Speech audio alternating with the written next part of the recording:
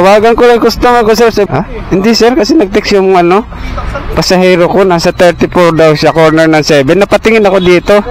Eh, nakahinto na pala siya. Kasa na lang natin. Kasa tayo. Saktong amount mo, sir, na hinihingi, sir. Kung may pera kami, ibibigay ko. Kaya lang. So, yun, what's up? Welcome back sa akin channel, no, mga idol. So, isi-share ko lang to, mga idol, no, sa hindi magandang balita. So, kani-kanina lang po, no, mga idol, na-disgrasya po tayo, no. At sa kasamaang palad po, nakabangga tayo ng isang sasakyan po, isang kotse. Sa kabutihang palad naman po, no, hindi po ganun kalaki ang naging damage niya. Dahil sa kagustuhan po natin na maiwasan at hindi tayo masyado makadamage, minabuti po natin, no, na itumba ng kusa ang motor, no.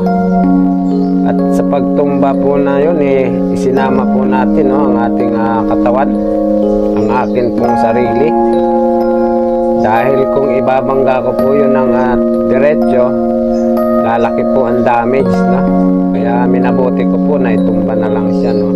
So sa pagkasamang palad, no, mga idol, sa pagtumba na yon, ang ating kalahati ng katawan kasama sa pagtumba.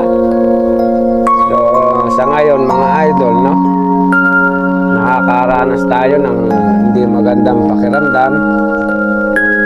Ang ating pong kalahating katawan, no, hanggang sa katawan ito, mga idol, ito, yan po ay kasamang magsak, no, sa kalsada. So kaya po tayo hindi magandang pakiramdam ngayon, no?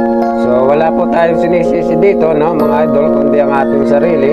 At alam ko po sa sarili ko na tayo may kasalanan. Kaya talagang kailangan lang po, no, sa mga kapwa ko rider, no, doble ingat po, no. Mahirap po ang madisgrasya katulad na nangyari sa akin, no, mga idol. So nakapagbayad tayo ng wala sa oras, mga idol. Talagang hindi magandang balita yun, no? So kasalanan ko naman to, mga idol, at tanggap ko to, mga idol. So, hanggang dito na lang to, mga idol, no? So itakits na lang po ulit sa next video, mga idol. At maraming salamat po, no? Thank you po, thank you.